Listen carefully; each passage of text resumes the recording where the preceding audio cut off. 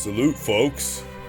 Today's topic is Tartaria Explained, the Millennial Reign of Jesus and Satan's short or little season, whatever you want to call it. And this will be part 2.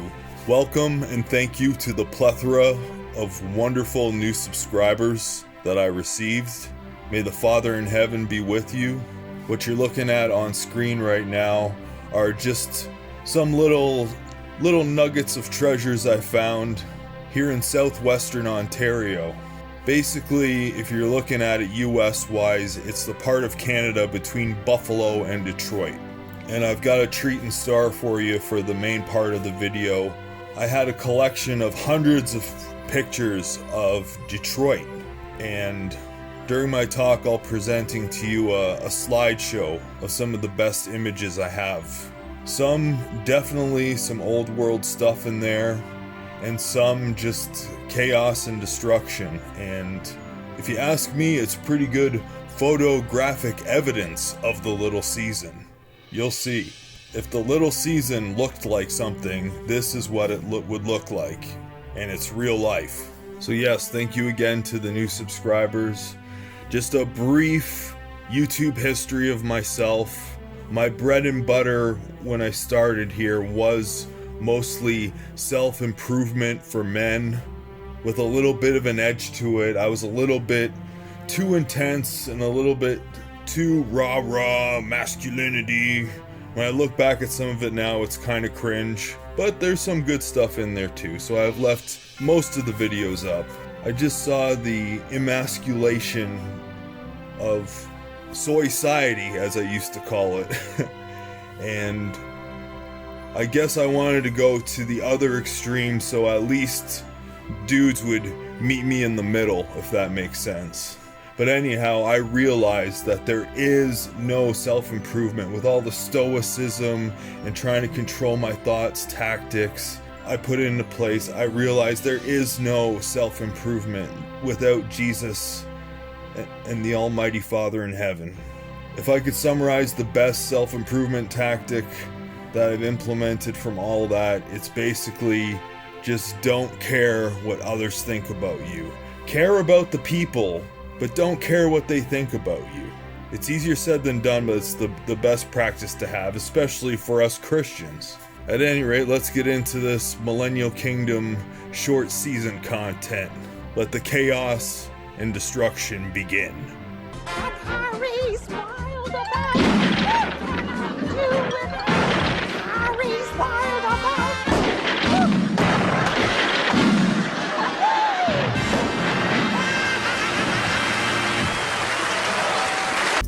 The Most High God and Jesus Clan with Dan.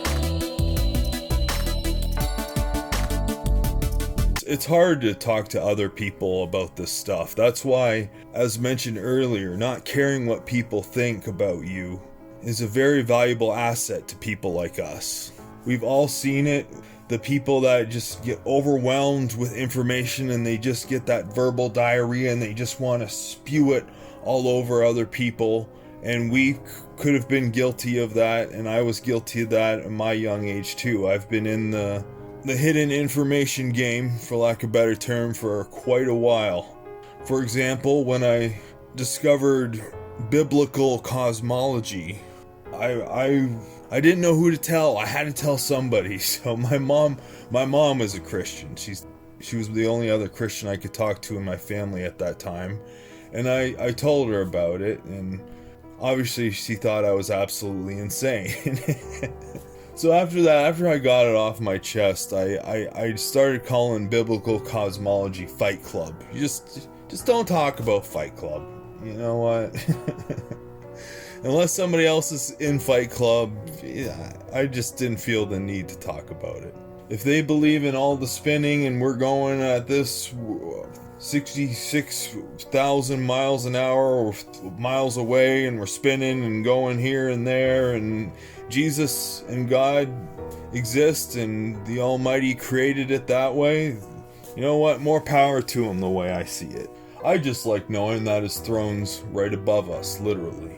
Quick note, if your comments don't show up, I don't ever hide comments. YouTube is very strange with things of that nature. I even had on one of my videos the comments totally turned off, and I never turned off the comments on that video, so who knows what the AI is programmed to do for certain circumstances. The algorithm. A good kindergarten way to, I've noticed, to try to wake people up to this quote unquote Tartaria stuff, or old world buildings for lack of a better term, which might lead them into Jesus and the millennial kingdom in the short season, is just, if you're with them or you see a picture of an old world building, or you see one in person when you're with them, and most anybody with half a brain marvels at some of these structures. There's just something in us that just marvels at them. And just throw out there, like, man, like how did, when this city's population was so low and we didn't have power tools or horse and buggy or anything like this, how did we do this? How did we build this? How did we bring these blocks here? And you'll notice, they'll be like, huh, it'll start to get the wheels turning a little bit, if once again they have half a brain. Another interesting short season thing I kind of ran across was, I don't know if you ever heard Paul Harvey's If I Were the Devil. Good old Paul Harvey, If I Were the Devil. And I heard that before a long time ago, and it's basically everything that's going on right now in society. But it would also match exactly what he would do in the short season. I encourage you to check that out after this video if you haven't seen Paul Harvey's If I Were the Devil. So as you can see, you're looking at Detroit here, and in my opinion, this is the best, some of the best evidence of the millennial kingdom and the short season simultaneously. Because it used to be like a kingdom. It used to look like Paris. Like it, if we could see it fully restored in the 1880 or something like that, the whole city, the neighborhoods and everything, our minds would be blown. And now, as you can see, it resembles exactly what a short season would be. There's some very beautiful and some very ugly in these pics for sure. Other good examples of this would be like St. Louis. St. Louis has just incredible architecture in some spots, and if you look at the neighborhoods there and just how they're set up, you're like, that's like what a peaceful kingdom on earth would look like. And Pennsylvania too, some parts of Pennsylvania with the brick roads and the old houses on the hills and some of the architecture there. Pennsylvania is just amazing. Obviously Philadelphia and definitely Pittsburgh. Pittsburgh has the oldest baseball team.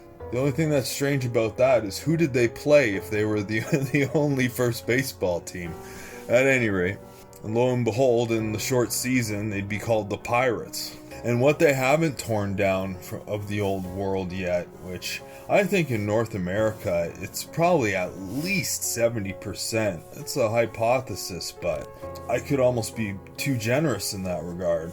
But from what they haven't torn down, there's a lot of hidden old world stuff that in plain sight that we can't even see because what they've done to it. There's some really beautiful old houses that aren't very beautiful anymore because they've been covered up with cheap siding and they've been made to look more like a modern house, whereas the skeleton, the inside, there's a treasure inside of there. And a lot of the buildings have been covered up with cheap siding or plaster or whatever it is they use, because I was watching a documentary on Rochester, New York, and he was showing the pictures of the old buildings, the old world buildings, and they were immaculate, and there were still some of them were still there, and you couldn't tell because they were just cheapened up. They were covered up with all this commie crap, for lack of a better term. There's so much that is coming up as regard to evidence when it comes to millennial reign in the short season. the poorer the arguments against it becomes. And it'll happen like that more and more over time. The problem is this topic in this space will be infiltrated big time. You're going to see big names like Max Egan and David Icke and speaking against it and coming up with their own quote-unquote proofs that it has nothing to do with Jesus and it was the Tartarians. And there's going to be new characters and faces popping up, just like in 2020 through 2022. You got all these new characters popping up with their podcasts to pretend that they're the good guys and serving truth, but they will be against the true movement, which is pro-Jesus and Father in Heaven people. Here where I live in a home built in 1908, and I definitely wouldn't consider it an MK building, but it's very well, it's red brick, it's very, very well constructed. So I also think they went to this very modern, communist, ugly architecture that we have now in baby steps. We went from the original old world homes and buildings that set a precedent that the short season folks couldn't keep up, obviously, and wouldn't want to, because they were so beautiful. They made you want to live and love this world, but not like the material of it. It's just something good on the eyes. It's something good for the spirit. You marvel in it. It's not material, because we all need homes. You know what I'm getting at. You know what I mean. I'm at a loss for words on that one. But anyways, they seem to have gone in baby steps, because this is a very well-built, beautiful home that I live in. So they seem to have... They obviously had factories that could produce these bricks, or they had a lot of bricks left over, and they went from baby steps. They started still building pretty nice, and then as time went on, degraded the quality. And for example, too, like this house is built in 1908, and the bricks look brand new. There ain't a chip in them. They don't look worn at all. And then there's other buildings that they claim were built in the same time period, and the bricks look way more worn. They were built to last, so it's still standing, but it looks way more beat up and worn down and weathered than these homes around here, for example, built in the early 1900s. And it looks like they left more of Europe alone just to accommodate the lie, I suppose, that Europe was the old world and we came here, and Christopher Columbus and all that fun stuff. And who knows what parts of it are true and what parts of it aren't, and what the real timeline is. All in all, though, this is an extremely invigorating topic.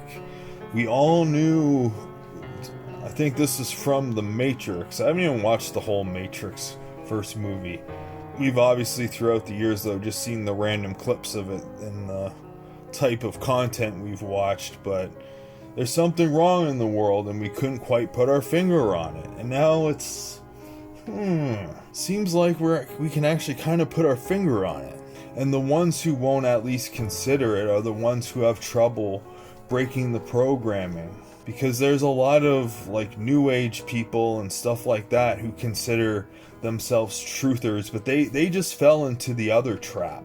Satan has honey traps everywhere. He just doesn't want you following Jesus, the Most High Father in heaven. Because man, there are some pretentious people out there. I used to work in the health food industry, and that's one thing I hated about that, is people who eat healthy think that they're so special. And man, this truther movement has so many pretentious people that think they have it all figured out. It's unbelievable. And same with some Christians. They think they have to like decode the Bible and this and that. Like, Jesus was pretty straightforward. he laid out his meat and potatoes for us, because Jesus didn't just come for us, and the Bible wasn't just written for us. I'm speaking like mildly to high intelligent people. It was written, and he came here for dumb people too. Like, dumb people aren't gonna decode the Bible, and Jesus and the Father don't expect them to. It's very simple. All this is very simple. And shout out to Paul from Understanding Conspiracy, because he put it eloquently. This is just extracurricular activity. It's fun. It's very interesting, but it shouldn't let us divide us as Christians. Even I have no problem with even people who believe in the rapture or anything like that, as long as it doesn't affect their drive and motivation not to sin and to follow Jesus and the Most High Father as much as possible. That's what the main meat and potatoes here is. And to believe that Jesus died for our sins, and the Father sent him for us to do so. And we're so thankful to Jesus and the Father for that. I just read a study. They actually did a scientific study that gratitude makes you live longer. So, what a better way than to thank the Creator and use our gratitude on Him. Back to some notes on the millennial reign. There's a lot of pictures of, I guess they'll classify it in the medieval period, or maybe Renaissance, but Renaissance or medieval pictures of Jesus and the saints. And yeah, Jesus is living amongst us. I'll have to make a slideshow video of that in the future of just the medieval. It's really hard to find, but the medieval Renaissance pictures of Jesus living amongst us.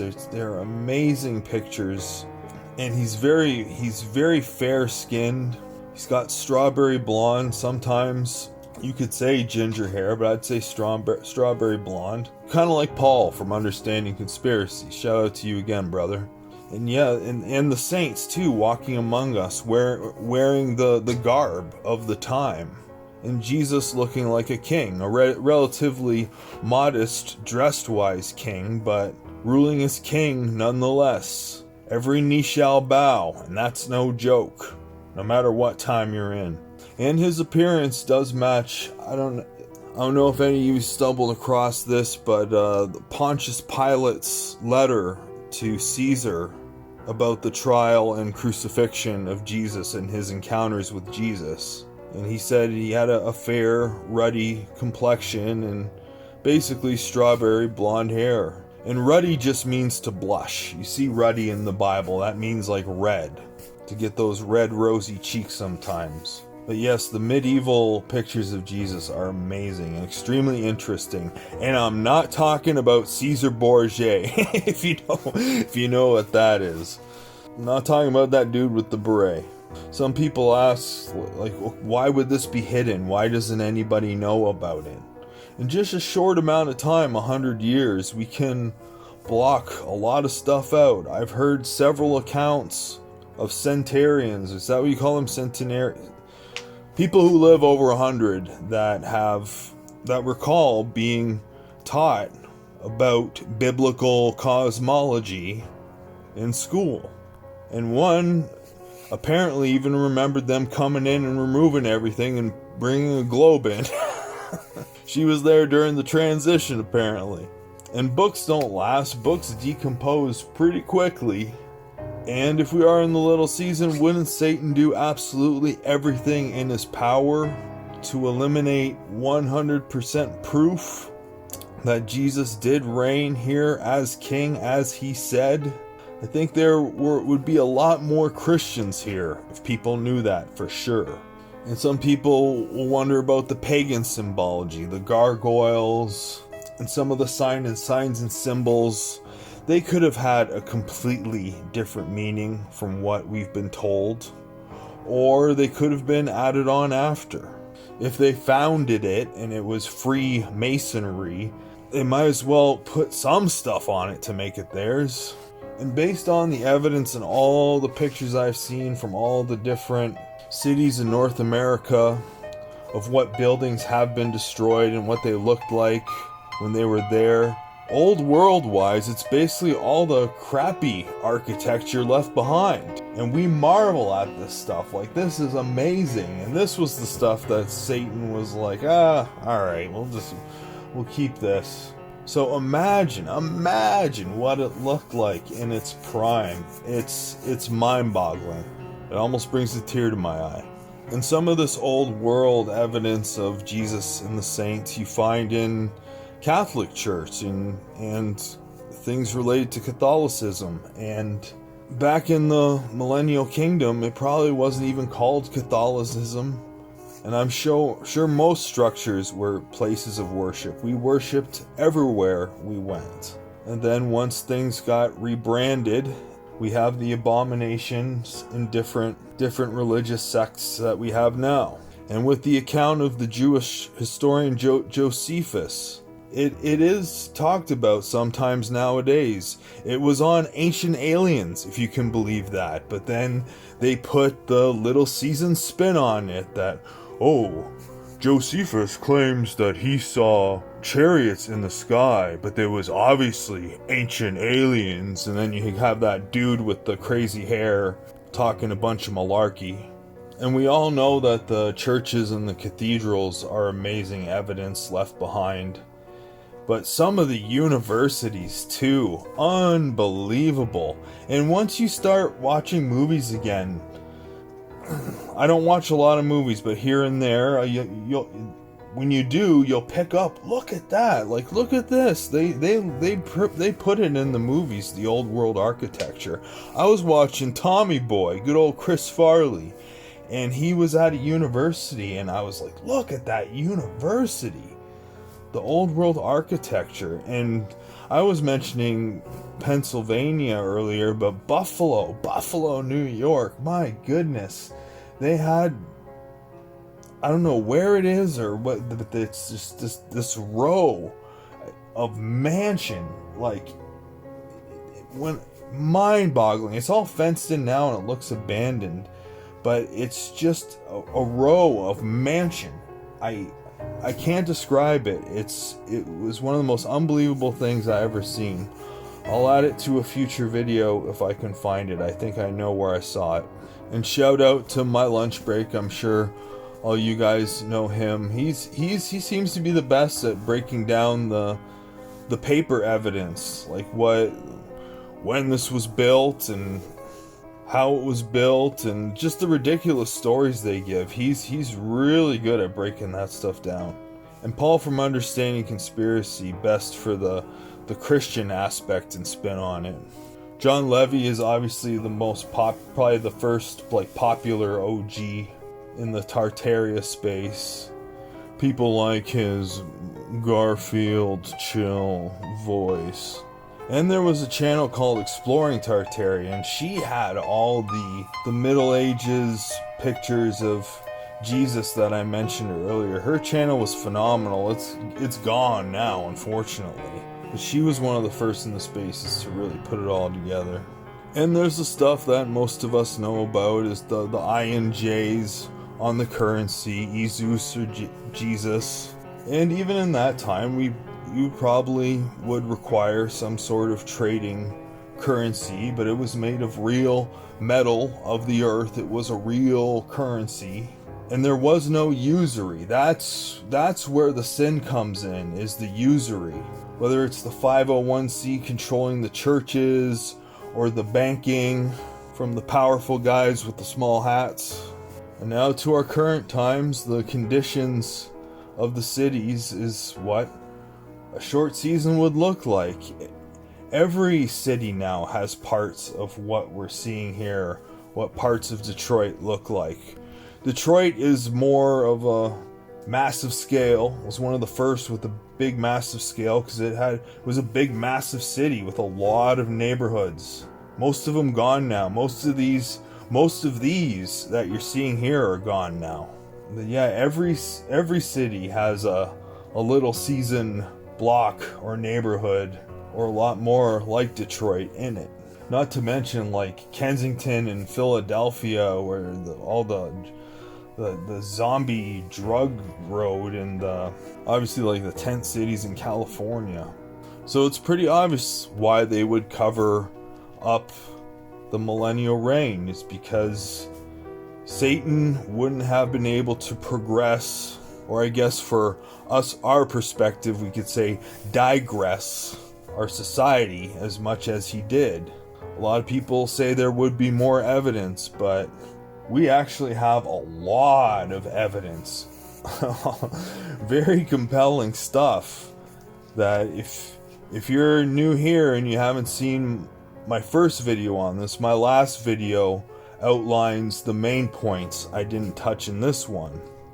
But there is a lot of evidence, and a lot I haven't mentioned yet, and a lot that will be unearthed, literally and figuratively, and discovered.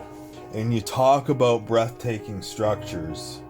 I mentioned the universities and the cathedrals and obviously the Capitol buildings, but the insane asylums. Oh my goodness. We have a few here in southwestern Ontario, and a lot of them have been torn down by now, and their stories were ridiculous too. A lot of them, they say, were built by the inmates.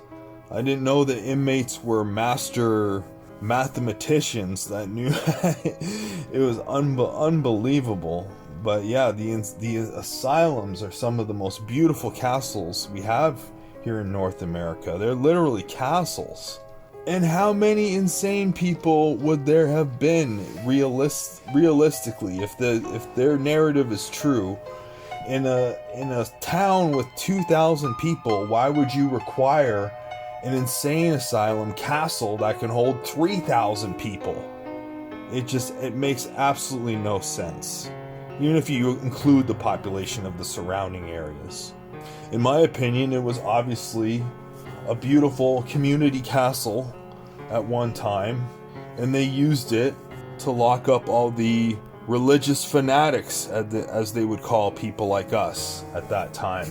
And I had a long-time dude of mine on my channel, good old Shin, ask me or bring up the plagues.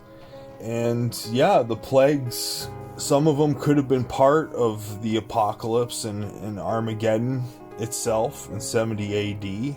And who knows, some of them could have been outside the kingdom. They weren't all believers. There were other people, just like the pre-Adamites. There were other people at that time too. And as you've seen in the Old Testament, and he hasn't changed. He's not a different Most High Father. He doesn't take kindly to people who disrespect him. That's why the U.S. is in a world of hurt, and they're going to be in more of a world of hurt more and more. And I'm in Canada, and we're no better. And we're paying the punishment in inflation right now, that's for sure.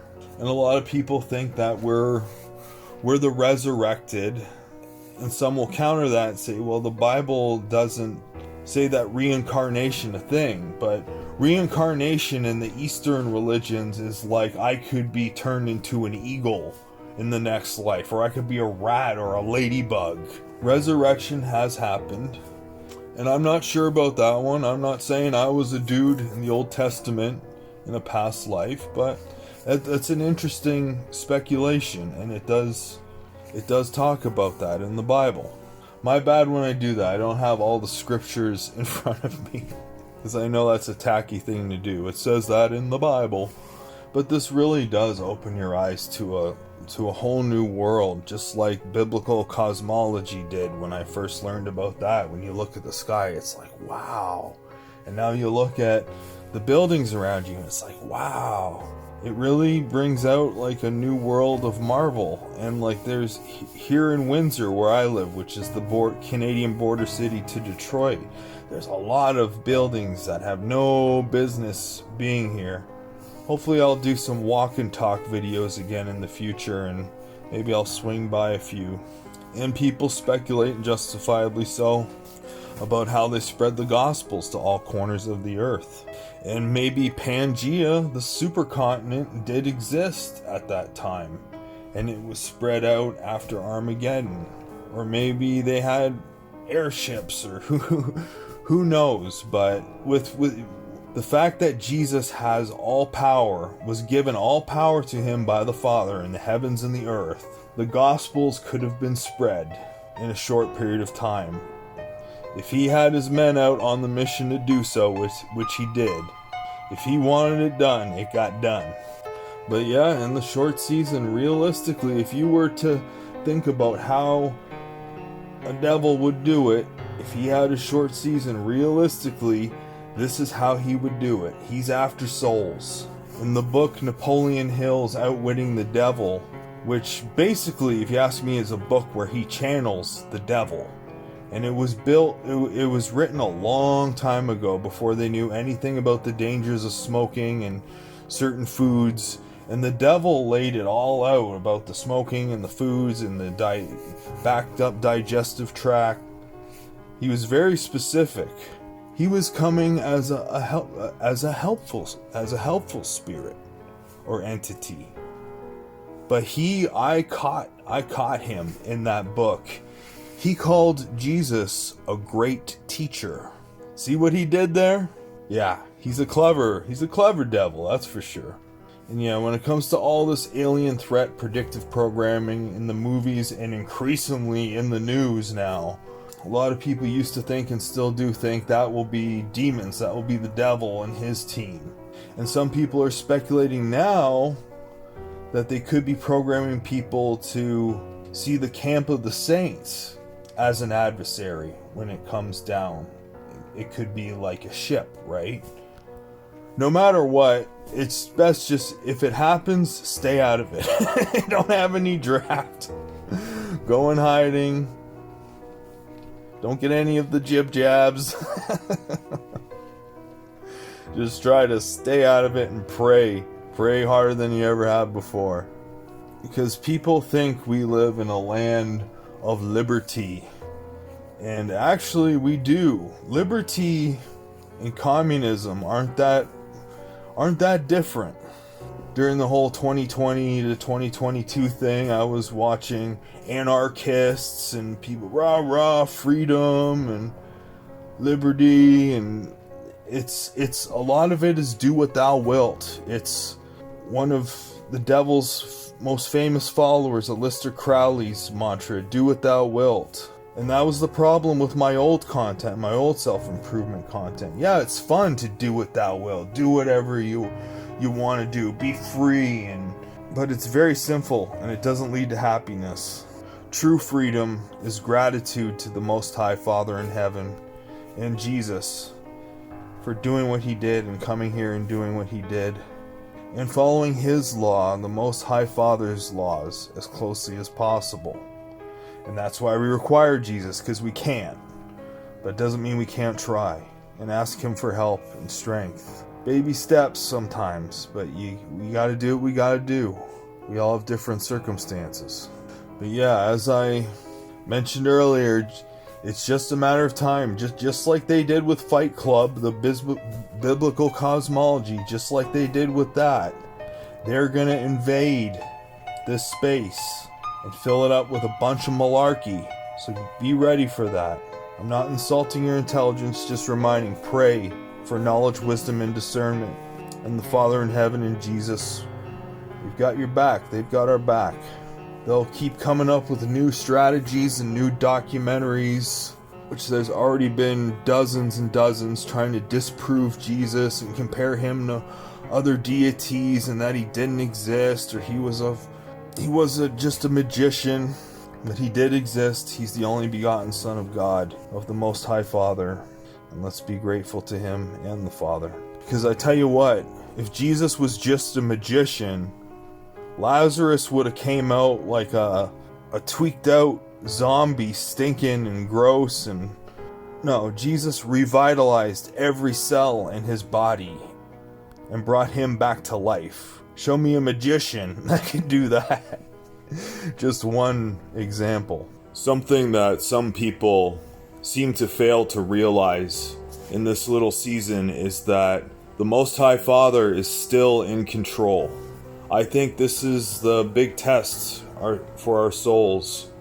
I'll use the example of when I was a manager I would really respect and appreciate the people that sincerely showed me respect, but put their head down and went to work and were humble, but did an extremely good job. And the people that I couldn't stand were the ones that would artificially suck up to me. And usually those were the ones that would get less work done, almost every time. It worked for some managers, but it didn't work for me. So I respected the people who sincerely respected me, and didn't care for the ones who were fake cookie cutters. And for lack of better examples, I think that's what the Father wants from us, obviously. And the evil people have failed more than you think in this little season. That's why I think they have to put the pedal to the metal now. Maybe they realize that you might as well go fast, because they failed going slower certain times. The classic definition of insanity. Doing the same thing over and over and expecting a different result. And a lot of people, especially people in the conspiracy realm, give them far too much power. As I said, the Most High Father is still in control.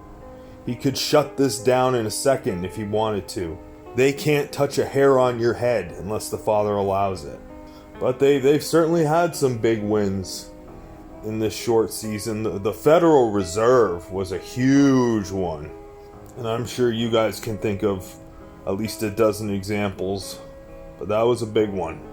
I actually heard that the Rothschilds at one of their mansions has a chair for Satan at the head of the table. Take that for what you will, but it certainly wouldn't surprise me. And the flooding of certain peoples into countries is a huge problem too. And the main problem that I've noticed is that they don't care. Like, I'm not like a patriotic person. I'm not like, yay, Canada, or by no means, but like I try to care for the Father's land that he created. And these people, they just don't care. They have no respect. They litter more than anybody I've ever seen. I'm just talking about people who are not originally from this country, or any given country. They're just there for the free ride. Most of them. And speaking of litter and trash, like trash is a great example of Satan's little season. The amount of litter and trash in certain cities and countries is unbelievable. There is no need for all the plastic. There is no need for the way we are doing things. There could be much better way of doing things. The devil has totally trashed the Most High's creation in this little season. In regards to the people above that we give so much power to, they do seem to fight each other sometimes. However, usually, if not almost always, it's a show to achieve their goals, hence the world wars or wars in general. And only in Satan's little season would the name Jesus Christ be used as a mild, family-friendly curse word, and everyone seems to say it. When I became closer to Jesus and the Father, you notice it right away, and people use it on YouTube and everywhere all the time. It drives me nuts. And if I ever use it, I kind of think about it for a second, whether it be I use the Lord's name in vain or Jesus's, and I'll think about it for a second, and I'll look up and say, like, I meant that, I mean it. Like, I need your help right now, or yes. So, at least catch yourself. Anyhow, I didn't want to bring up everything else and regurgitate stuff that I've learned from other channels. And a lot of you people have put some excellent comments in my last video touching on some stuff that I missed, and that's great. Please feel free to do that, obviously.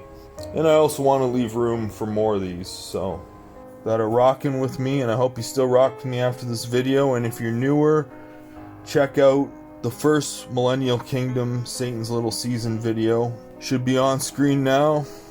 Anyhow, thank you again to all the new people, and peace be with you. I'm out of here.